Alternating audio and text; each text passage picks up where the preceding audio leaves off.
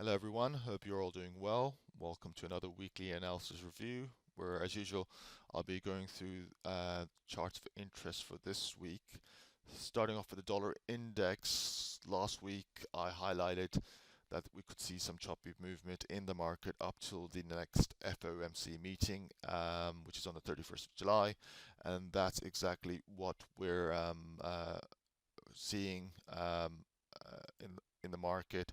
We saw some sharp movements last week following data releases, comments from Fed members, and I'd expect this to continue this week as well. So just take care uh, out there if you're trading dollar pairs.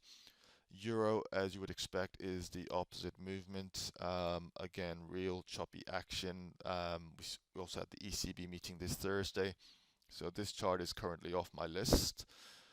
Dollar CAD price still in consolidation mode. Um, if it breaks above this 1.3110 level here, then I could start buying on smaller time frames. This level down here around the 1.298 level is the weekly 100. A clean break below, and I'll be looking to sell. Aussie dollar, we saw a further push up last week. Um, we are coming towards the end of the seasonal bullish period, so it's no surprise we're starting to see a lot more sellers come into the picture. If price stays above this 0.702530 level here, then we could see that one last push up to this daily 200 and monthly R1 pivot here before a weekly reversal. New Zealand dollar, similar price action to Aussie and similar seasonal period as well.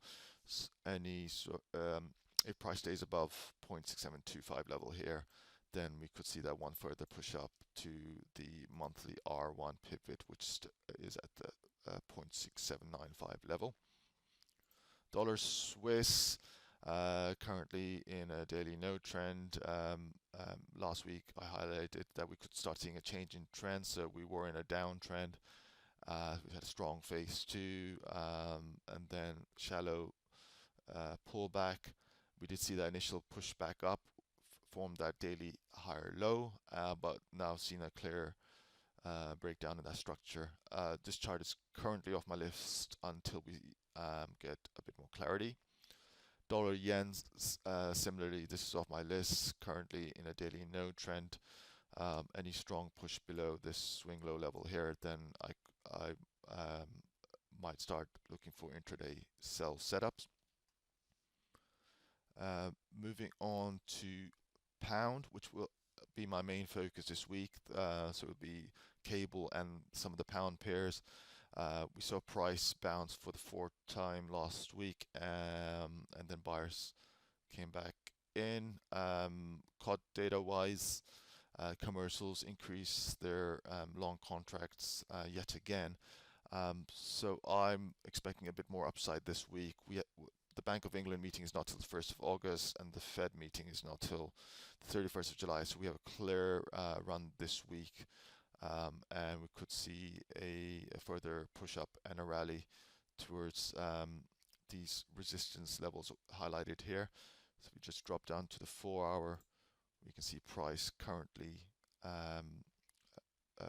forming a potential higher low. A push up early this week and look for these targets here. So we got the 1.2580, 1.2660, and 1.2815 levels. Euro pound, if I just zoom out of the chart, we can see this long-term channel here. Price attempted to break out last week and it's fallen within the channel, so we have a false breakout. I'll be looking for potential sell setups all this week on the 4-hour and the 1-hour using the course strategy. Pound CAD price has hit a monthly S2 pivot and bounced. Currently pulling back on the 4-hour. Just look out for a shallow pullback before a possible move up. If you want to be a bit more conservative, just wait for a break of this level and look for the first retest. And similarly with pound yen, hit the monthly S2, seen a bounce. Again, a more conservative approach is just wait for that break above this level here and take the first retest to buy. Euro Aussie, last week highlighted this head and shoulders, and we've seen that move down. We are approaching the monthly S2 and these trend lines here. So we get the weekly trend line here and this long-term trend line. So could see just a further push down to this monthly S2, which stands at 1.5850 level. So if you are planning to sell, just be realistic with your targets. Euro Kiwi similar movement has hit this long-term trend line. We've actually moved past the monthly S2 level.